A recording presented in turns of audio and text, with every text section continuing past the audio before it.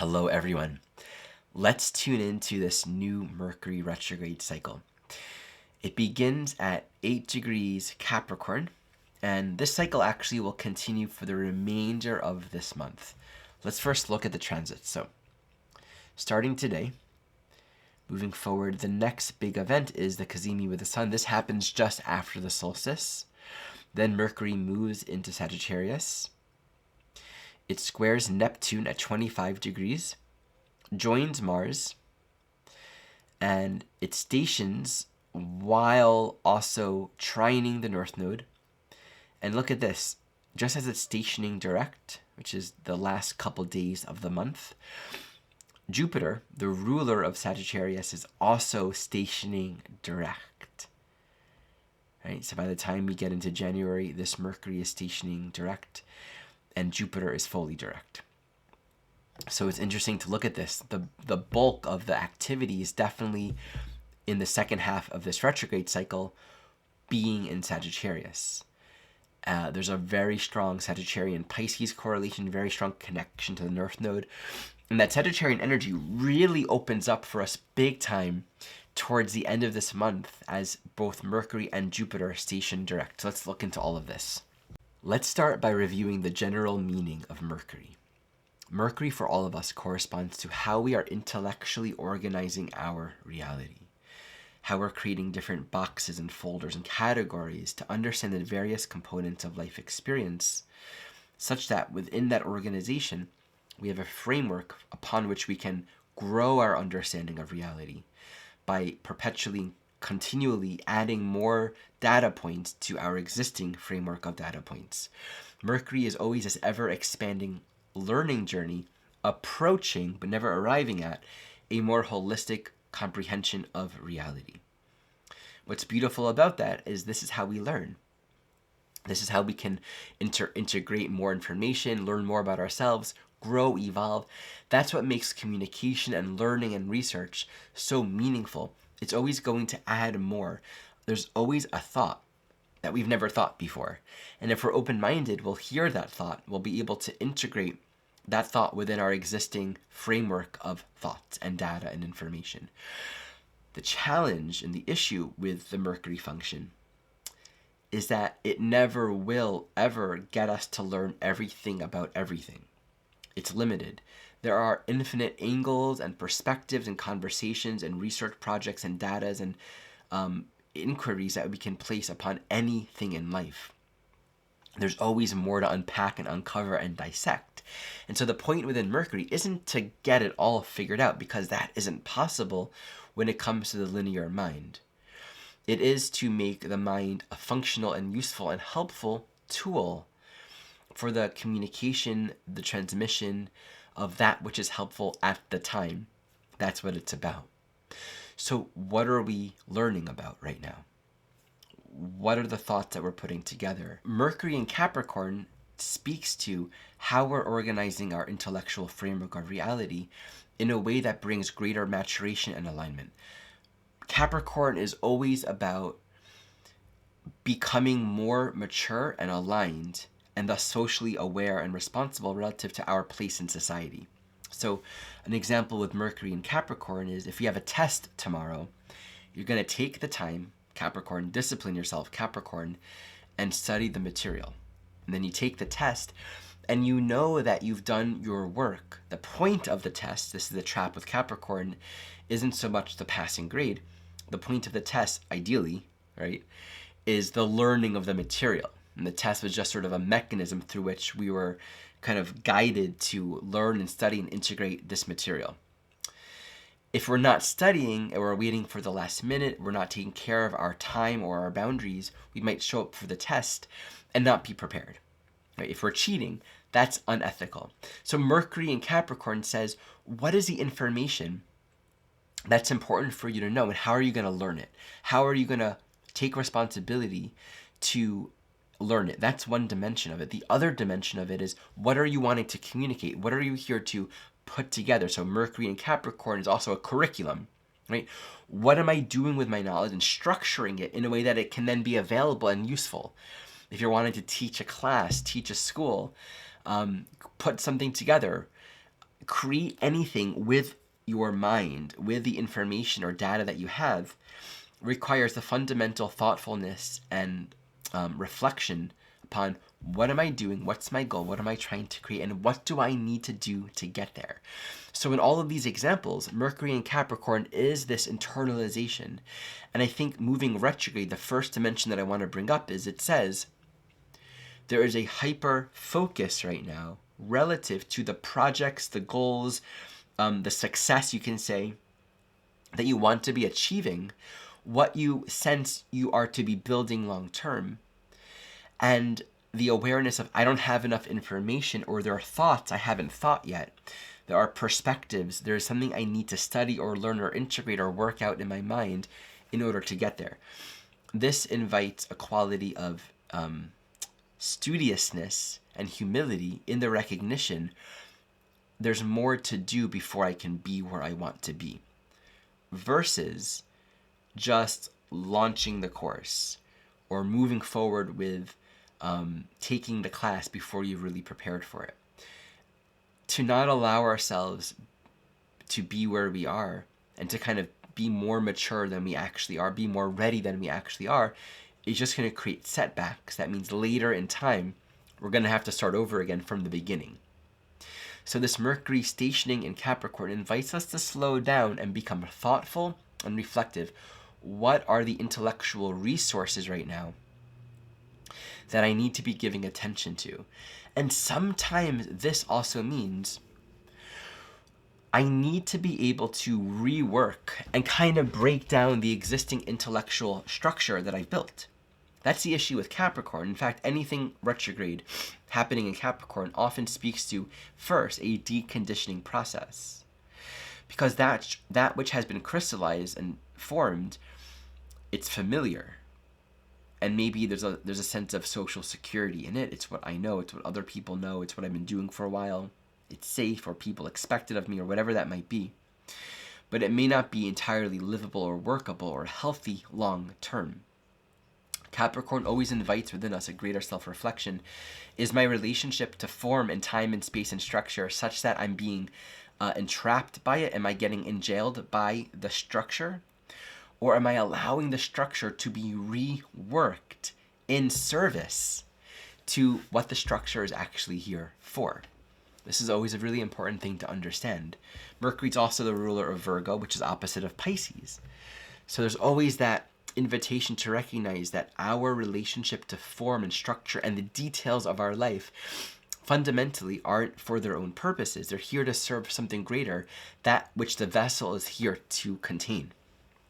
Thus, this Mercury stationing retro in Capricorn might actually be imprinting upon us at this time, reflecting a pause within ourselves relative to the plans or the things that we're working on.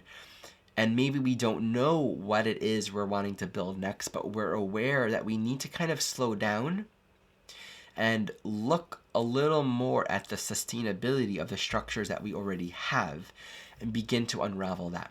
So questioning our thoughts, questioning the structures, being willing to go slow, even if it feels like Capricorn, we're not where we want to be. Even if it feels like I'm not actualizing, I'm not successful, I'm not quite getting there, I want to be further, I want to move on.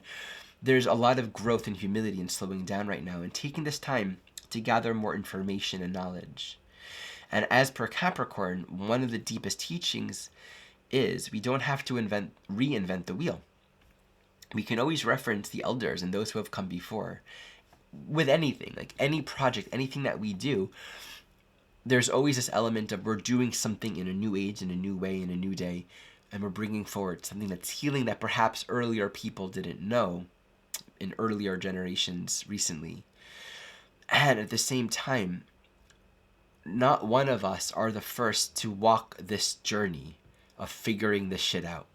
Whatever it is that we're figuring out. The form is different, maybe the understanding is different, but there are things that others before us have already come to realize. Principles of walking in alignment.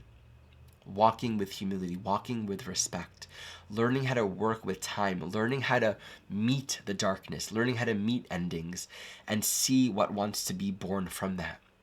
There's so much wisdom in the Capricorn archetype And we can be available to that if we're, in particular, able or mature enough inside to honor the patriarchal conditioning elements that are very common, but really preserve and respect the wisdom that those who have come before us might have.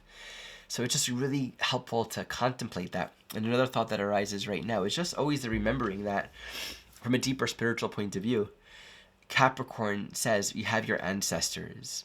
We have a structure built into this reality that says there are people that have come before you, alive and not alive, that are here with you, watching over you, supporting you. It's only when we think falsely that I'm out here doing this on my own. I have no mentor. I have no guide. I'm figuring this out and I'm making it up myself for the first time. Only when we falsely think that do we find ourselves making a lot of mistakes and stumbling a lot along the path. Okay, so that's what we're starting. That kind of, in a way, colors the general theme. It's meaningful to know that the Kazimi, the midpoint of this retrograde cycle, in joining the sun, is just after the solstice. It's very charged. Right? This 0 degrees Capricorn, Mercury-Sun conjunction, is very alive, very charged. It's sort of initiating this new year with a lot of reflection, a lot of internalization. And by that point, by the solstice point, there's already a lot of new ideas circulating, right? What we're doing before in this first phase, we're gathering new perspective, new insight, new ideas, new ways of thinking, cultivating a freshness of mind and more patience, more humility, more willingness to not be where we think we should be, but the openness and the curiosity of being where we are now. That Kazimi is very charged, very powerful. I think a lot of creative energy might open in that. And then immediately after, we're moving into Sagittarius. So we have the first square with Neptune, just as Mars and Mercury are coming together. Let's speak to what's happening here. And I shared this in my last video on Neptune stationing retrograde. The relationship between Pisces and Sagittarius really speaks to the dissolving and the letting go and the forgiving of our belief systems. Let's talk about Mercury in its second phase in Sagittarius first, and then we'll add the aspects. What's happening, and this is interesting, if you think about it as a progression of moving from Capricorn backwards into Sagittarius, Sagittarius is now available and ready to learn. Sagittarius says, I'm here to have a greater realization and understanding of reality. I'm here to realize more about the truth. And to have that realization fundamentally, I need to allow myself to not have a realization first. Only what is unrealized can then be realized. Only what we don't know can we then come to know. As simple as that sounds, we tend to already want to know it all. Even if we know that we don't, we often have a gesture of acting and living as if we do. So that spaciousness of the open journey of the road of discovery and realization within Sagittarius really requires an open mind.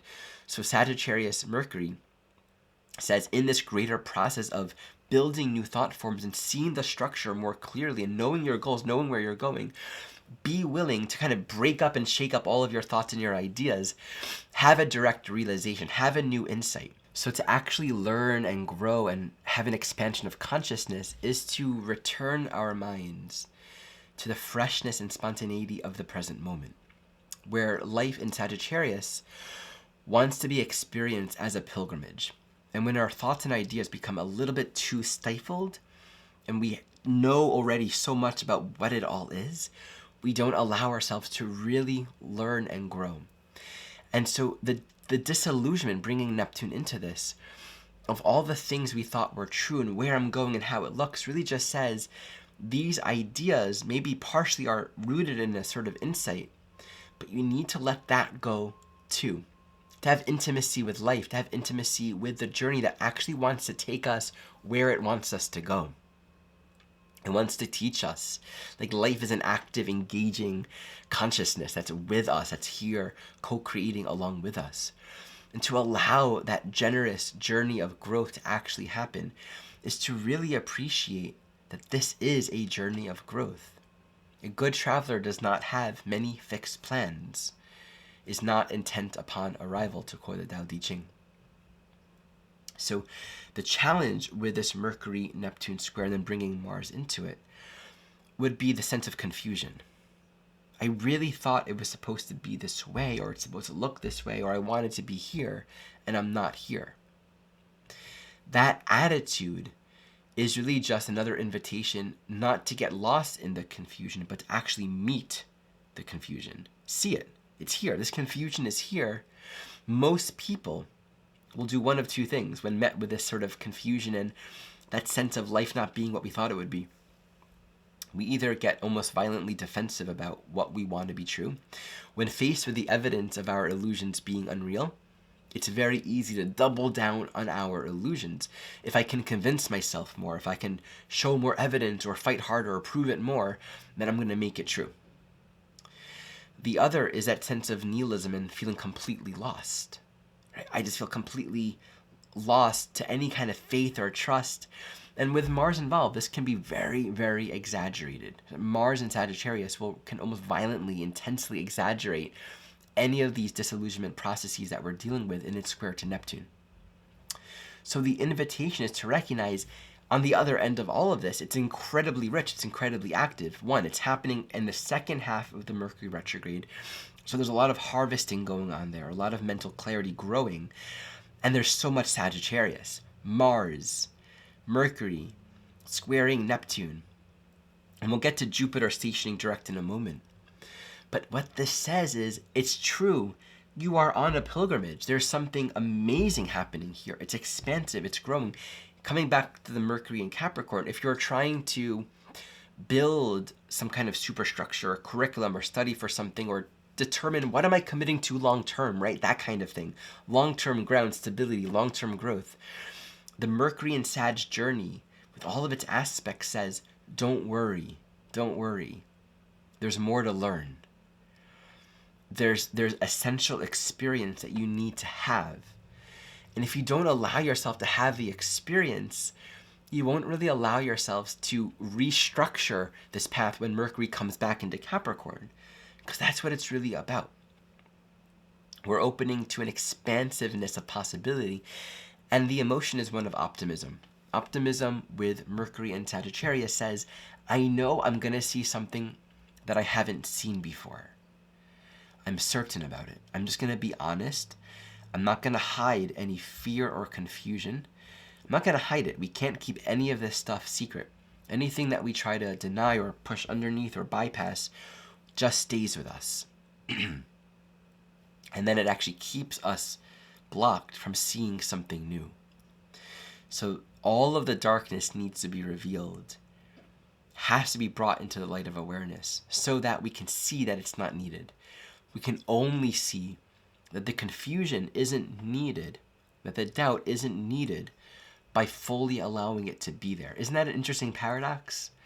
We can only release the confusion by fully letting it be there. And in that allowing, the light of awareness dissolves it away. That's the paradox with all negative energies. We have to be willing to meet it and feel courageous and trusting enough to meet it first in order for it to just kind of fall away on its own. It's a beautiful paradox. Let's talk about Jupiter stationing direct. The fact that Jupiter rules all of this very active, insightful, growing, expansive Sagittarius, and that it's stationing direct just as Mercury is stationing direct at the very end of this year. It's so culminative. It repeats the signature of your intuition is growing. We're beginning to understand where this journey is trying to take us. And that's another dimension to speak to here. If we build the curriculum, the castle, get the degree, get the job, before we've really allowed ourselves to get to know ourselves and feel intuitively what we're called to in life, we'll get ourselves stuck. And then we'll have to, again, decondition all of that. The metaphor of Sagittarius and Capricorn is like, before you go and get your degree, spend a few years traveling. That time traveling is to actually learn about yourself and about life and actually cultivate more knowledge and understanding about where you're going and what it is you're really here for. And then Capricorn is the discipline and the commitment to see it through long term. So Jupiter stationing direct right now in Taurus, and maybe I'll share the chart so that we can look at this together again. Here's Jupiter stationing direct just at the very, very last day or two of Mercury moving retrograde. So Jupiter in Taurus, fundamentally stationing direct as the ruler of all of this Sag, says we're beginning to reclaim our intuitive resources. The embodied felt sense of feeling, this is my life that I'm living. This is my life that I'm living, and I'm walking the path that I'm meant to walk. That's what's emerging right now. And I think as both planets really begin to move direct, we'll begin to sort of harvest that and grasp it a little more fully. Jupiter in Taurus says there is opportunities for growth and expansion, and you have to walk your path, meaning not someone else's path, not identify or compare yourself to what others are doing. There's a journey for you to walk only by really trusting in yourself. So it really emphasizes the importance of self-esteem and self-value. Trust your intuition and be willing to act upon what you're guided to act upon, or to go for it, make the choice, make the change, do the thing. There's something emerging right now, and I think this is the piece that's needed before that long-term growth can really happen. This is sort of the intuitive self-knowledge that we need to be developing as all these new elements are coming into play, these new insights and realizations. It's an essential part of our learning. Note too that the ruler of this Taurus is actually Venus in Sagittarius again, and it's actually moving into an inconjunct. The Taurian Sagittarian energies for the next couple months are very much interwoven in this way. What I want to close this video with is just looking at what happens once this Jupiter stations direct. And for sure, I'll come back and teach more about this, but it's helpful to recognize that this Jupiter is moving straight to Uranus, okay? That is liberating insights. Just look at this. So over the next few months, I think by the time we get into April actually, they join. So the next several months, we have Jupiter starting soon, moving straight into Uranus. And again, I always like to provide that greater context. There's something emerging right now, long-term, in terms of clarifying and grounding more deeply in our intuitive guidance and a deeper trust of ourselves and where we're going, what we're creating long-term. And I really feel it begin significantly with this Mercury retrograde, moving from Capricorn to Sag and then back again. Reminder that I often write articles in correlation to these video teachings. If you would like to receive these articles along with updates on classes and events that I'm working on in your inbox, you can check that out and sign up in the description below. As always, thank you so much for watching.